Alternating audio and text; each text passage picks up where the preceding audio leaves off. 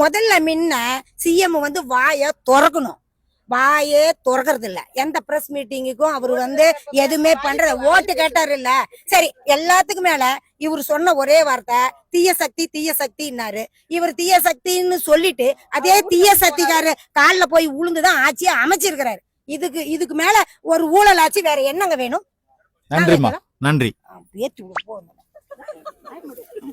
நடந்துகிட்டு இருக்கிற இந்த தாவேக ஆட்சி பத்தி என்னமா நினைக்கிறீங்க? இது ஒரு நாசமா போன ஆட்சின்னு நான் நினைக்கிறேன். ஏங்க அவருக்கு எதுவுமே தெரியலைங்க. அவர் என்ன பேசுறதுன்னு கூட தெரியலைங்க. அவர் பிரஸ் மீட்டிங் கூட வந்து அவர் வந்து ஒரு பேட்டி கொடுக்க மாட்டேங்கிறாரு. இப்ப வந்து இன்னும் இது வரைக்குமே அவர் வந்து இன்னும் வாயை திறந்து நான் இந்த விஜய் அவன் மக்கள் இடத்துல ஏதோ ஒன்று ஆயிடுச்சுன்னா அந்த இடத்துல வந்து நிப்பான்னு சொன்ன அந்த வார்த்தை இத்தனை பாலியல் பலாத்காரம் பண்ணி கொலை பண்ணியிருக்கிறாங்க. இதை பண்ணி எவ்வளோ பிரச்சனை. 200-250 கொலைக்கு மேலே நடந்திருக்குது. பாலியல் இப்போ நேற்று கூட பாருங்க போலீஸ் ஸ்டேஷன்ல வந்து ஒரு சின்ன பையனுக்கு பிராந்தி ஊற்றி கொடுத்து போலீஸ்காரங்க வந்து அந்த பையனை பாலியல் பலாத்காரம் பண்ணி கொண்டிருக்கிறாங்க. இதெல்லாம் வந்து விஜய் கையில தான் இருக்குது போலீஸ் அதிகாரம்.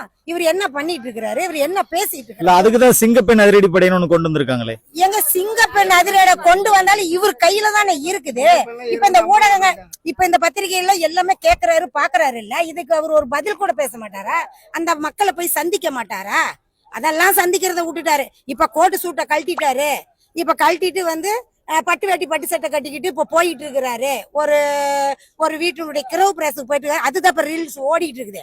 அந்த மக்கள் வந்து இப்ப குழந்தை இறந்துட்டாங்க இப்படி எல்லாம் நம்ம அவதிப்படுறாங்க அழுகுறாங்கிறதெல்லாம் அவர் அதை பத்தி எதுவுமே அதுக்கு போக அவருக்கு டைம் இல்ல. அந்த குழந்தை இறந்த வீட்டுக்கு போய் ஆறுதல் சொல்ல டைம்ல. இதுக்கு முன்ன இருந்த ஆட்சியிலாம் அண்ணன் போய் எங்க எடப்பாடியார் அண்ணன் போய் எல்லாத்துக்கும் ஆறுதல் சொல்லிட்டு அவங்களுக்கு என்ன தேவையோ எல்லாம் பண்ணிட்டோம். அதை விடவேதான் இவர் சிஎம் பெரிய அவ்வளவு பெரிய ஆள். அவரு கோட் சூட் எல்லாம் போட்டு பந்தாவா இருக்காருல்ல. ஏங்க அதெல்லாம் வந்துங்க கோட் சூட் போட்டிருக்கிறாருன்னா அதெல்லாம் சினிமா நடிக்கிறாரு. எப்படின்னா சினிமா நடிக்கிறதுக்கு சொல்லி கொடுக்க வேணுமா? சொல்லியா தரணும். அதே மாதிரி சாப்பிடுறது டிபன் இப்ப தினம் காட்டுறது அந்த ஒரு நாள் மட்டும் தான் காட்டுவாரா? சோறு திங்கவே தான் வராரு. தலைமகத்துக்கு சோறு திங்க தான் வராரா? வேற யாருமே அந்த தலைமகத்துக்கு சோறு திங்க மாட்டாங்களா? இவர் மட்டும் தான் சாப்பிடுறாரு. எங்க அதெல்லாம் சினிமா நடிகருங்க. மக்கள் பூரா இப்ப சினிமா மோகத்துல இருக்கிறாங்க. இப்ப நாம வந்து ஒரு சினிமா படம் பார்க்க ஒரு 3 மணி நேரம் 2.5 மணி நேரம் ஆகும். அந்த மாதிரிதான் இந்த ஆட்சியுமே தாவேக ஆட்சியுமே மொத்தமா இது ஒரு ரீல் ஆட்சி. ஒரு 2 மணி நேரம் நாம வந்து சினிமா பாக்குற ஆட்சி. ஊழல் ஆட்சியே இல்லன்னு சொல்றவரு 10 லட்சம் கோடி கடல்ல இருக்கிற இந்த தமிழ்நாடு எப்படி வந்து இவர் வந்து இதெல்லாமே கொடுப்பாரு? என்ன சொல்றாருன்னா நிர்வாகத்துல ஒரு தூய்மையான வெளிப்படையான நிர்வாகத்தை கொடுத்தா ஊழல் இல்லாத ஒரு அரசாங்கத்தை அமைக்கலாம்னு சொல்றாரு. அது சாத்தியமா?